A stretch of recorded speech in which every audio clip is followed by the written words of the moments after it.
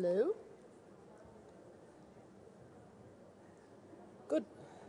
Good afternoon. We are in. I'm very happy to welcome you to the science section of the Women's Forum. My name is Beatrice Dautrem, and I am the Chief Executive Officer of the L'Oréal Foundation, a staunch supporter of the Women's Forum since its origin, because we believe we share very common and core values, which is to put women in advance in society. In the preceding years, we were very happy to introduce some exemplary women that were contributors to the forum. We presented some award winners of the L'Oréal UNESCO Program for Women in Science that we will talk and see later. Some authors and contributors to a major body of work which was called 100,000 Years of Beauty, which was a historical and sociological perspective on the history of human beauty.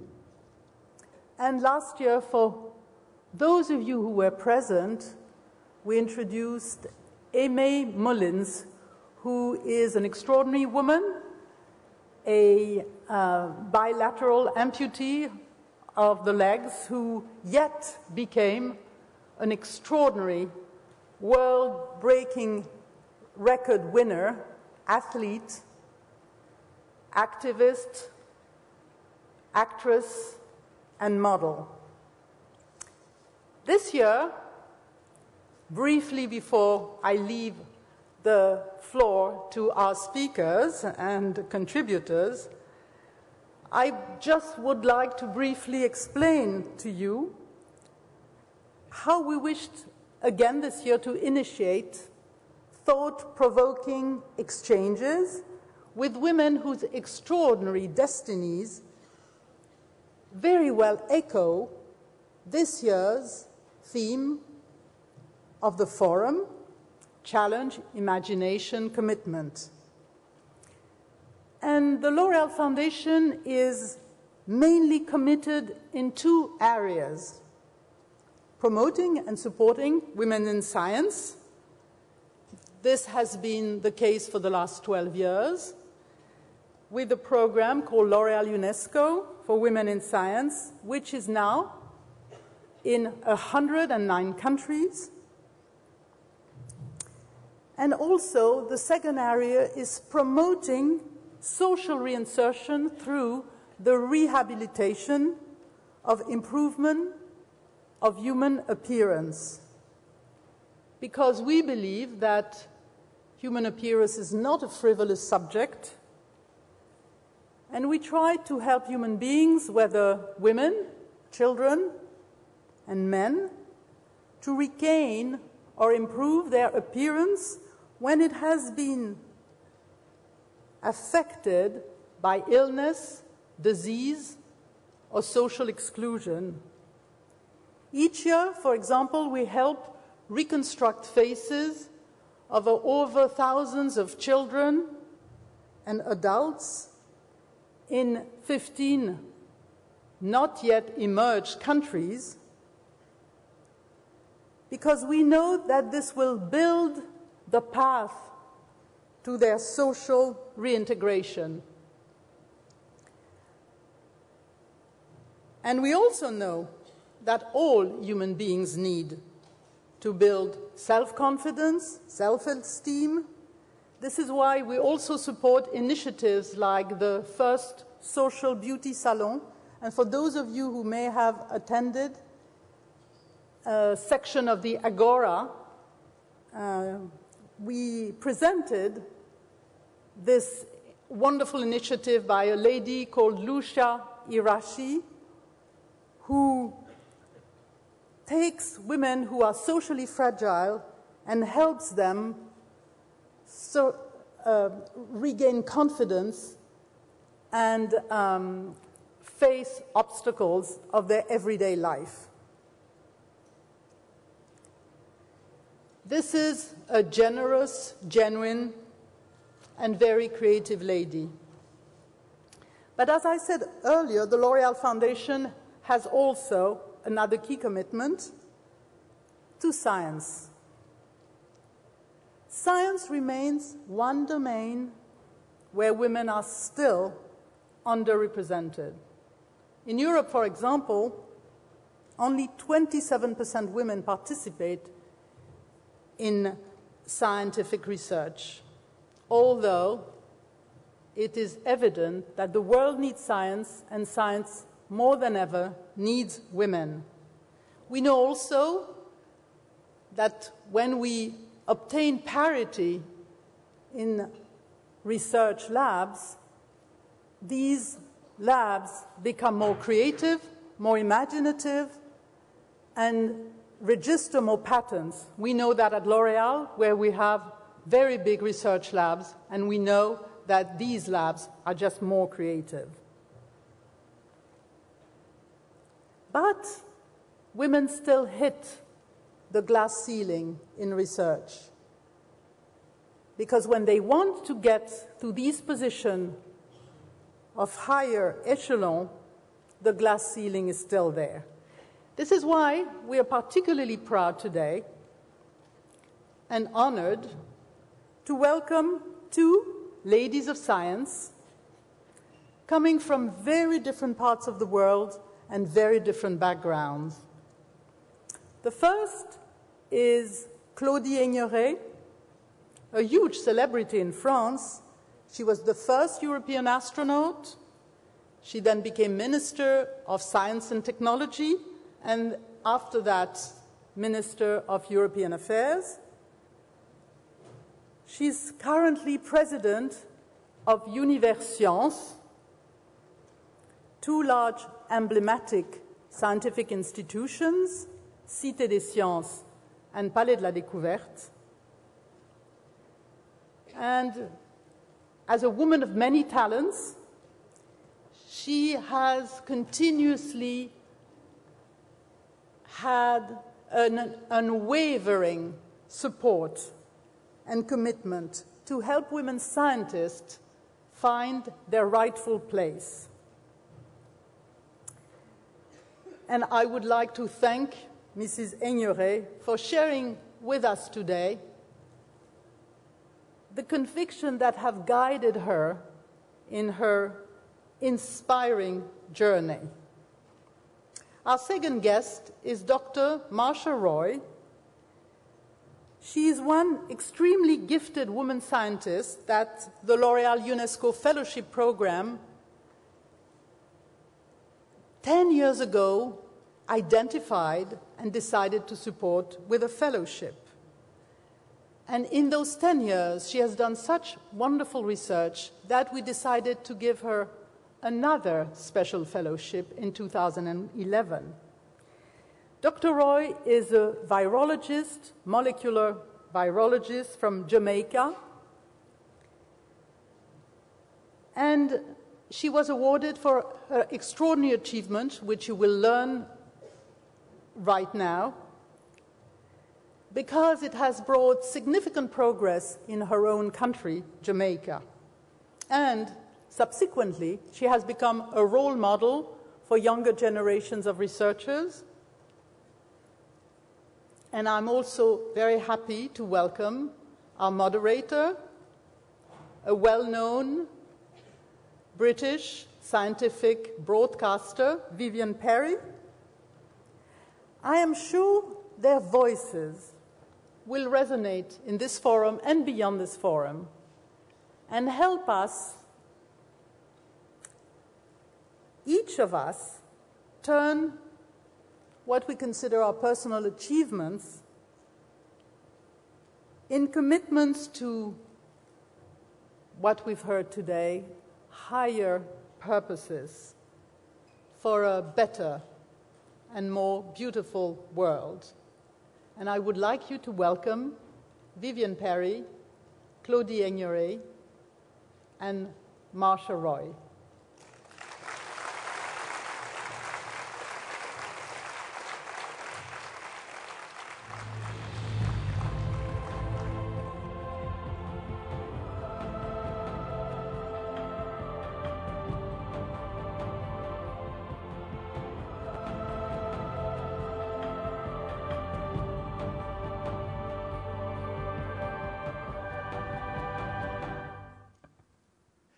Hello, everybody. I'm Vivienne Parry, and I'm absolutely delighted to be here again at what I always think of as Davos in Deauville. Can I just say as well how thoroughly intimidating it is for a British woman to come and sit before an audience of French women. Si chic, si soigné. Ladies, I have so much to learn from you.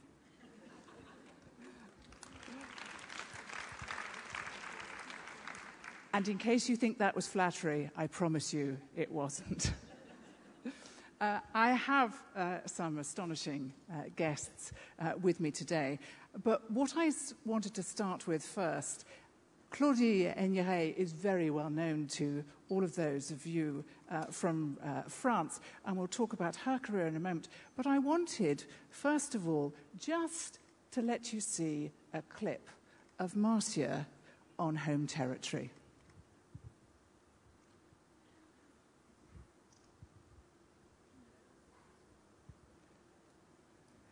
Can we have this clip? Will it be running? It's like this in the BBC.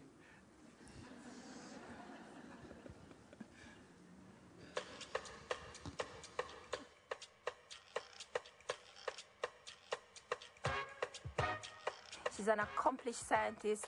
She's a wonderful mother. You only have to spend 5 minutes with me to know that I love my job. She expects the highest. She had an intense desire. In fact, I could describe it as a passion to excel.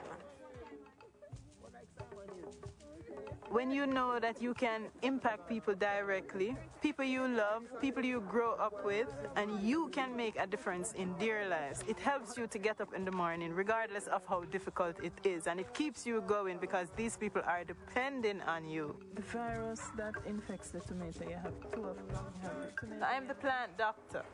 We go to the fields and we collect the plants that look like they're affected. We identify what the virus is using DNA sequencing, and based on the identity of the virus, then we can decide how we are going to treat those plants to make them better.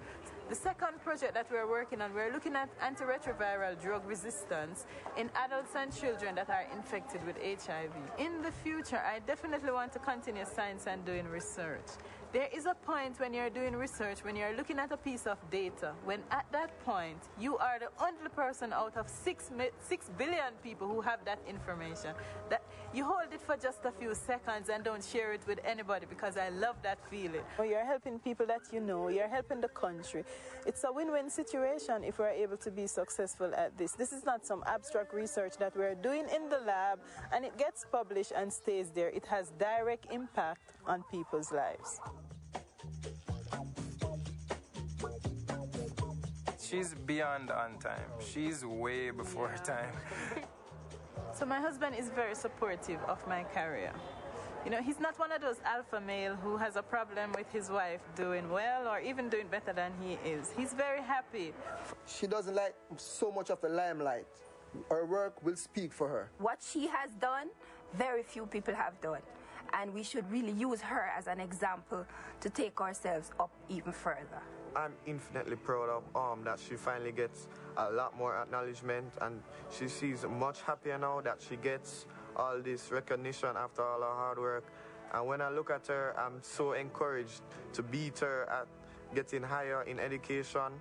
Looking at where we're from a humble and poor family. Very poor we were. And to see my daughter getting this high, you know, being a scientist at the university, it makes me very happy. I tell my students that when I retire, they will be in charge of my world and my kids will be at the stage where they're at. So I'm doing it for me, I'm doing it for them, and I'm also doing it for my children. So if everybody does well, then we all do well.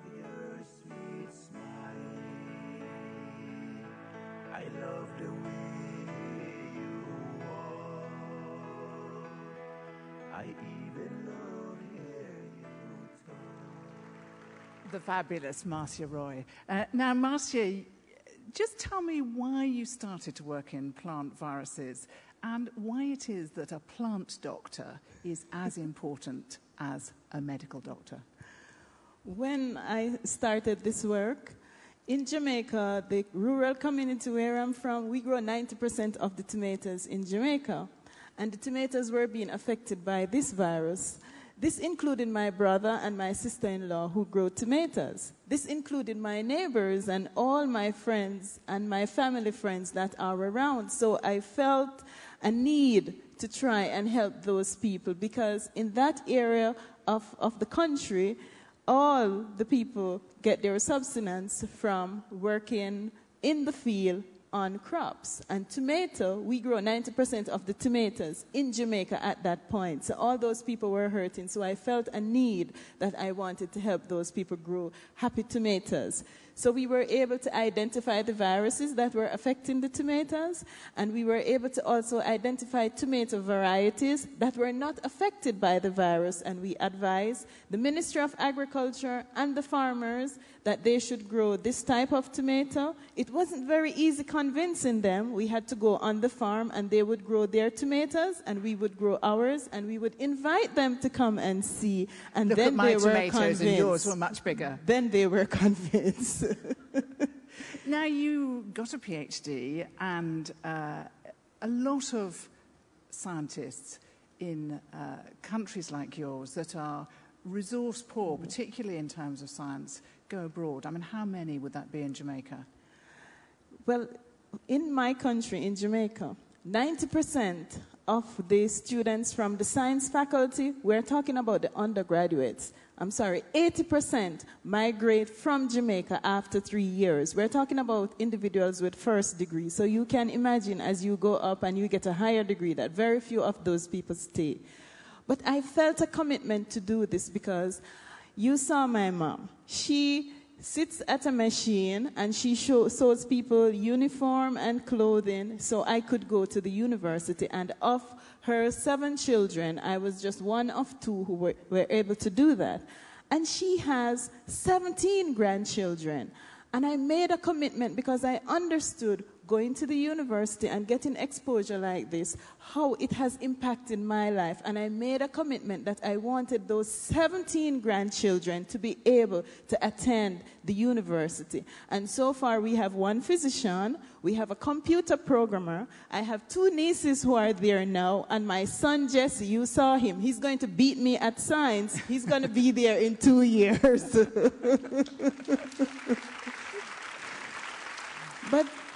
But I teach about 500 undergraduate students per year, and they are from very similar places where I come from. So since the UNESCO L'Oreal Fellowship in March, I show this video in every one of my undergraduate classes. And I can see the differences on their faces because they look at me and they say, well, you're Dr. Roy and you're Associate Dean. But when they see me standing in that tomato field, talking with my family and you're just like them. They realize that they can achieve anything they want. I used to tell them before, but now I have more people believe in it. So thank you, L'Oreal, and thank you, UNESCO, for making my job a little bit easier. Now, we were talking about challenge, but I think challenge, I suspect that the organisers of this event meant challenge in the sense of challenging other people, but actually a commitment to others is just as much about challenging yourself. And in order to develop your science, you've had to have a lot of collaborations and commit yourself to going abroad to keep up with the developments in virology that you need to. And that's been extraordinary for you. I like to tell this story that in the first 15 years of my marriage, I spent 6 summers in Jamaica. He's sitting down there, by the way, just... And those 6 summers, which means I spent 9 summers away from Jamaica, 3 or 4 months in the summer. And the 6 summers that I spent, I have 2 boys, and 2 summers I was pregnant, and the other 2 I was still breastfeeding. A few years ago, I was appointed an associate dean, so I felt I had to stay home and learn that job. The other summer, I'm not sure, but during the summer, I'm usually traveling for 3 or 4 months in a lab in the United States trying to get this work done, because sometimes we don't have the resources, sometimes we don't have the expertise. So we learn and then we take the technology back to Jamaica and we transfer it to those students who are there and those scientists who are there. I mean, another great challenge for you is to persuade those that have gone abroad to come back to Jamaica, because the economy of Jamaica is dependent on these people. It is. And especially when it comes to science, there's a great brain drain. But my first graduate student and I, we're putting together an organization where we contact scientists who are Jamaican scientists, those people who grew up in Jamaica, probably did their first degree and then went to a developing country to do their higher degree. We are contacting them and we have developed an organization where we're going to invite those people back, you know, to do workshops and to do conferences and to transfer some of the technology that they have learned. Because the fact of the matter is they are not coming back to Jamaica to live, because, you know, it's very difficult and it's much easier where they are, but they are very willing to give back. And so we're giving them an opportunity to give back. And the response has been amazing. So maybe in 2012, we're going to organize our first workshop to allow those migrants from Jamaica to give back to Jamaica. And we're trying to get that going. Our website will be up probably in the next 6 months. So you're busy hauling kids in to get them to see you in the lab, because I was talking to you earlier about your first impressions of university, and it was a different land to you. It was very scary. The university, I'm from rural Jamaica, and the university is in the city of Kingston. And when I went there, you know, at 18, I could count on one hand how many times I had actually been to Kingston. I knew nobody in the city. I knew nobody at the university. And the year when I went, it was the year when we had a terrible hurricane. And so I went in on a Sunday and I started school on Monday. So it was very difficult. And you remember those 17 nieces and nephews. Every year we couldn't forget your 17 nieces and nephews. Every year I take them. The younger ones, I take them to the university. I show them around. I show them my lab. I take them to the bookshop and I buy them a few books. So it can be a real place for them that they can aspire to be. Because where we're from, it seems like the university is another country to us. I'm going to come to Claudie on this point, because, Claudie, I mean, your history is very well known to all of those of you from France.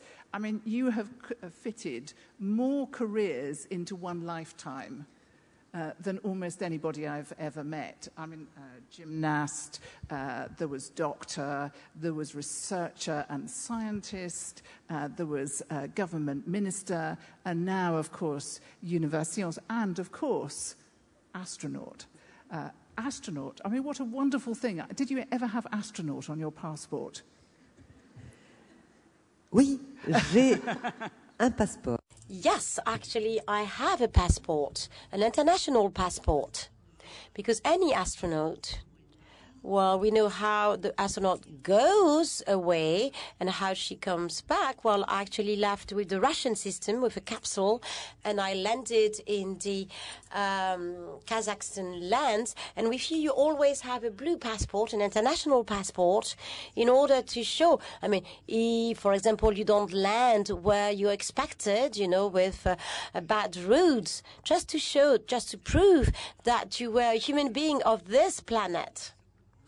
And that people had to help us, you know, with diplomatic means, wherever this capsule would land. So I have an international astronaut passport. There are about 550 people having this passport in the world. Wow, that's great. Personal challenge, in that you had come back from being an astronaut, which is an extraordinary life, a very particular life. And your personal challenge was to stay in Jamaica. Your personal challenge was then to have a life beyond that of an astronaut. And you chose, or perhaps it chose you, a political life. What motivated you? true enough, I've had several careers, several jobs, several positions, 2 special flights, 10 years of training, 10 years of living in Russia, in a specific culture with Russian partners, American partners, European partners. It was just great. These 2 flights are just extraordinary. So in all the elements of my career, there's always a thread, that is to say the scientific thread and technological development. So science and technology, for me, it's about life, and it's Europe. You know, Europe, because I shared a lot of things with European people. And I landed about 10 years ago in 2001, in a few days' time, in the land of Kazakhstan. And a few months later, I was asked if I wanted to commit myself with the Jacques Chirac political team. And I said yes. I accepted the Ministry of Research and New Technologies, bearing in mind that maybe I could be someone that was expressing a momentum, a conviction towards science. I would not have accepted another position. I was not interested in a political career. I wanted to put my conviction and my commitment to the service of science so that we could make sure that things were changing, so that science was better perceived by each citizen as being something that was fundamental for the 21st century's challenges in our daily lives. Because it needs a better recognition for the researchers, a better sharing of the knowledge of research with all the citizens. So I said yes, because I was convinced. It was a momentum, it was a commitment on a specific assignment. And it was also a political commitment with a political family I shared the ideas of. But, you know, initially it was a mission that I renewed with the Ministry of European Affairs. That's why I said Europe was extremely important for me. Every time there are commitments where I'm hoping to change things, to rely on leverages in order to find new means to convince, to attract people. And that's why it's still motivating me. The door for you, all these different careers, that single thread, as you said, is science. So now you're doing really something quite different, but the same, trying to make science be a door opener for many, many more people. Tell us about some of your work at Univers Sciences. Aujourd'hui, là, j'ai la chance. Well, today, I'm very lucky to be the chairman of Univers Sciences, which is the gathering of 2 science centers in Paris, with the happiness of having the whole spectrum of science, the fundamental science, the basics of science, up to a science which impacts we understand in daily life in our society, which leads us to reflect upon technological innovations, a science that we know of, well, that we think should be represented by young people. So with this great means, and maybe with the national education, the classical scientific education, I'm trying also to inspire, because we need to be able to inspire, to attract people. Sometimes, you know, you have to take side roads with a science center, with conferences, with multimedia presentations, with video games. There are so many things that can attract people to science, the youngest and also all the citizens, in order for them to become real players in this field. It's a real happiness. The museum, and it's essentially it's yours to play in. It's fantastic. I mean, the Science Museum in London, it's the most wonderful place. And to think that, can you go in there after hours when it's shut? Are you allowed to go in when it's closed?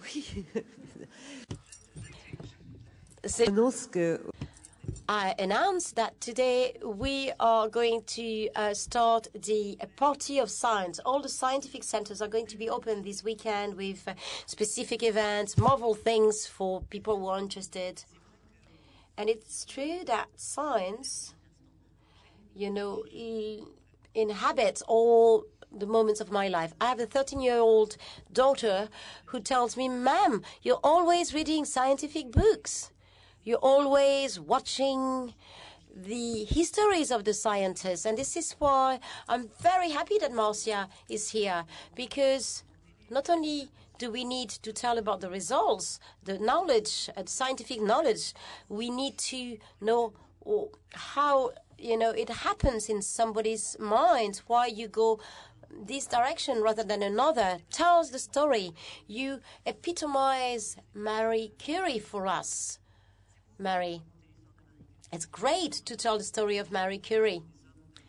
It's great to tell the stories of researchers, of scientists. I love it, you know, to dive into science in order to project oneself into the future. Oh, so yes, it fills my life.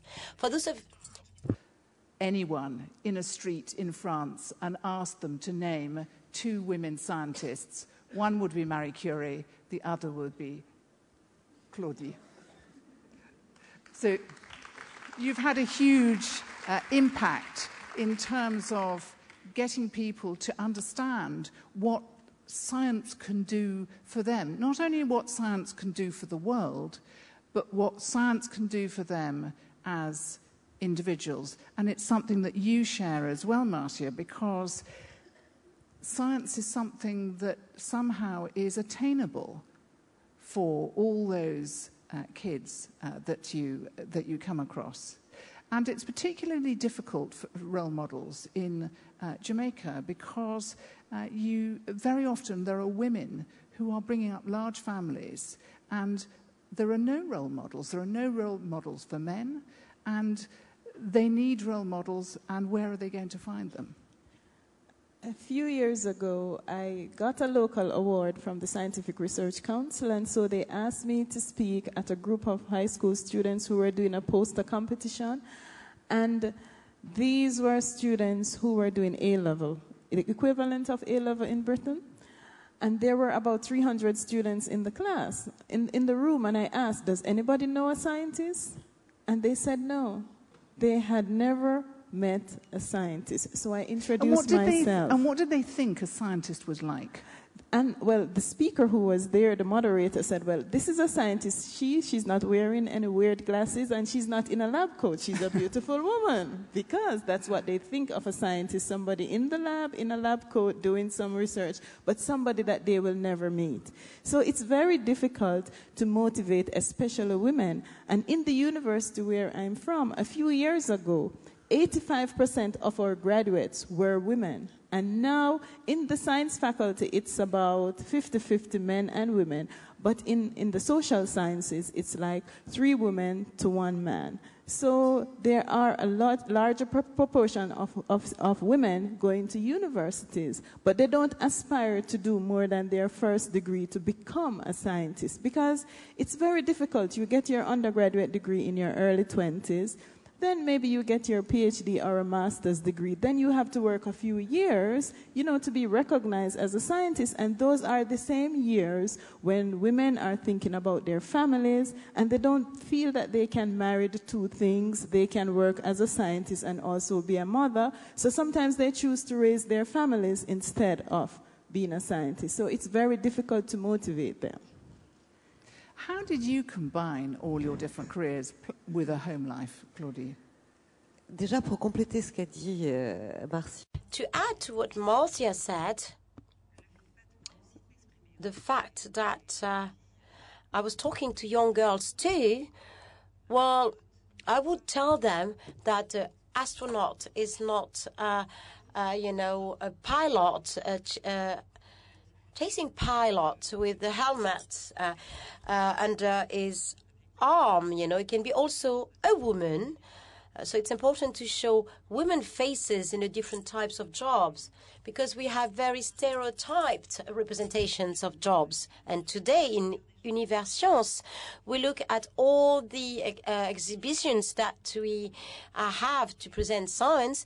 We try to identify whether or not we introduce stereotypes with the pictures. For example, showing pictures of male scientists. I'm sorry, I can't remember your question anymore. That if you have a very high-flying woman lawyer, nobody ever says that she can't combine her career with motherhood. And yet for science, people think that the two are completely incompatible. Oui, alors je vous ai dit que j'avais une fille. Well, I told you I had a daughter that was born in 1998, which is to say between the first flight in 96 and the second flight in 2001. So it's even possible to do that in between two spatial flights. I'm very, very lucky because I can be assisted, and it's true that when you go training or even in my current functions or in my minister functions, you know, minister life is very, very busy. So thank God I had someone who could help me. And I have a great husband who shares most of the domestic chores and, you know, it delivers, as we say today. We try to distribute the different responsibilities, but we are doing quite well. And I also believe that it's even more so since you have a job that you do with passion, enthusiasm. That's what I tell the girls I meet in the schools. What is really important is to believe in what you want to experience. Of course, you need to have the wherewithal to do that, but there are stereotypes. And there's also a self-censorship process, you know, in these young girls to commit themselves. So we need to be present as an example, as a model, to say that it's a great job, that women are doing very well in this job. And to say that altogether, yes, we have to fight so that in the organization of a professional life, it would be easier for women. You know, why do we have meetings, professional meetings at 7 p.m.? So there are a lot of things to do, yeah, still. But what I'm trying to say is that why is it not you? You know, why not you? You need some audacity, but you never, you know, no man is an island, basically. And, you know, when you need help, maybe women are not very comfortable in requiring assistance and help. We do so much, we say, I'll do it. And Marcia and I were talking earlier. She's made a real breakthrough, ladies and gentlemen. I'm not talking about science. I'm talking about getting her sons to pick up their laundry.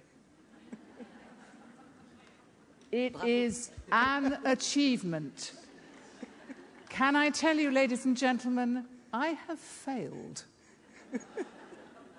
My son now works for Lanvin, and other people pick up his laundry. We do try and do all of these things. I want us to move towards talking about the future, because this conference is all about challenge and imagination. And it's really about being able to imagine a future. Now, you, Marcia, at a point perhaps where Claudie was, say, a decade ago, where you are now facing moving up. You know that actually, although your research is extremely important, that if you can move up into the management of the university, that actually that's where you can have the greatest influence on the future. How difficult is it doing that? About a year ago, I was appointed Associate Dean for Graduate Studies and Research in my university. And I asked my dean, when he asked me to do this job, I said, "Are you crazy?" because I never thought that I was able to do this, because I was always in my lab, doing my research. But over the year, I have learned so much, and I have had men and women who have mentored me and helped me to move into this new role. In fact, when I was appointed, many of our students and lecturers, they had problems with their graduate students, and they never came to me. They went directly to the graduate school. And I worked very hard over the year just showing them that I can get things done. And now I have everybody lining up at my door, and so now I have lots of problems to solve. But really what helped me, I had a strong group of women who mentored me. I felt like they wanted me to succeed. I felt like they wanted me to do a good job. And so that made it a little bit less intimidating. And so I spent the time learning this job and was able to do better at it. And now I'm in a position where I can make decisions and guide graduate policy in our university to help men and women, because, at that level, graduate studies, it's a very difficult time, and so you can support those students. And it's been very stimulating. I feel now that I can make a greater contribution if I'm in a position where I can guide policy and I can make decisions that will help, everybody who is a part of the graduate school. But it is about challenging yourself, isn't it? I mean, tell me, Claudie, the very first day you were a minister, be honest, was it scary? Oui. Yes. I was not trained. I had 18 months I was supposed to have an 18 months training, but I had half a day to train to become a minister. So yes, it was terrifying. I was lucky enough to often be the first one, the first astronaut. And when you're the first, people come and get you. Whereas most women would have to fill a form to be a candidate and say, well, you need a mentor and so on. But people came to get me to become a minister. I never sort of envisaged having such a job. So you go through the glass ceiling. Once you've gone through that glass ceiling, I was one of the first women to be in executive board in big companies. Today, luckily, thankfully, since the law, things are moving. There are more women in these boards. Because being the first, being the only one, this uniqueness and this rarity is a weight that you have to carry. It's a weight that means that you have to do even more than what you're requested to do.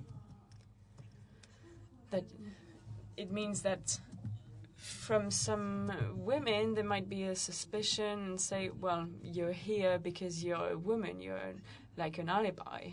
No, I'm not an alibi. The reason I'm here is because I've got my diplomas, I've got... when I was in the simulator as an astronaut, I had good marks. Or if when I was a pilot, well, I'm the only one in the world, and it's not just based on my looks that I got this. It's because I deserved it. I had good marks, and sometimes you feel this sort of position, and it might be difficult to express yourself when you're alone, even if you're really high up and you have high responsibilities. And this is why it's important, so that you ensure that it's 2, 3, 4 of you, or even reach parity level, because then it's easier to have a voice. So there are many stages that you've expressed. You express commitment, self-confidence, the role of the model to carry you along so that things are easier. And then there's this step of going through this glass ceiling, and you have to really work on this, because if it's just one person that goes through that, then it's very difficult. It's hard to carry. You have to do so. This is part of my job. it's part of my job to accept a responsibility that might sometimes be a weighty one, because I've been given often and I have to give back. I have to give back this energy. I do it, I'm happy to do so, but it's hard, it's not easy. Made a confession. Can I confess something to you? Which I hope she can't hear. Which is that once I was asked to go up in one of those aircraft that go round and round in a parabola like this, so that you're weightless. There's a the vomiting comet. Yes, we call it the vomiting comet. And it's not called the vomiting comet lightly, ladies and gentlemen. And it's the one time when the BBC have asked me to do something when I hid in the lavatories. Because I am like you. You can never be an astronaut if you're travel sick. I am always travel sick, and I just thought I cannot do a piece to camera with my sick floating past me. So I hid.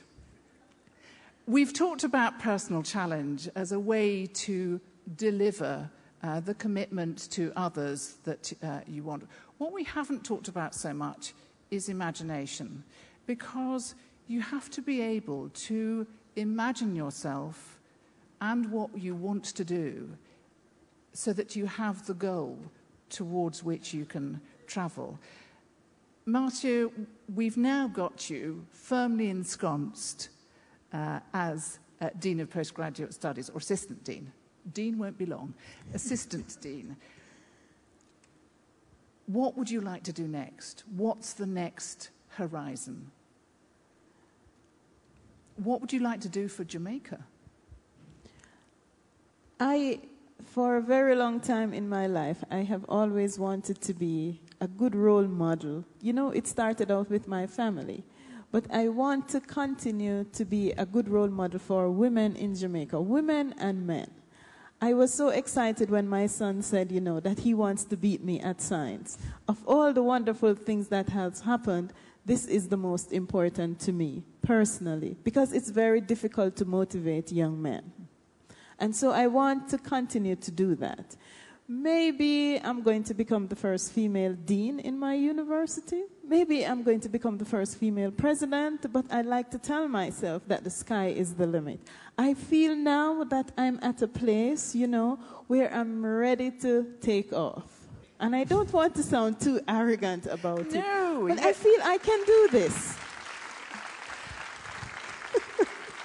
It's so nice to hear that. I mentor so many young scientists, and to get them to that place where they feel that they can fly is just fantastic.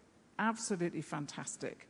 But you've also got things to do for Jamaica, because science is a route. I mean, this is very clear for you too, Claudie. Science is a route to economic regeneration. At a time when the economy is desperate all over the world, science and innovation is really where we need to be going. There have been very few societies that have developed without science. So when you're in high school as a young woman, and you do your lessons well, they always encourage you to do science, not because they want you to become a scientist, but they're thinking, maybe we can get a physician, maybe a doctor, you know?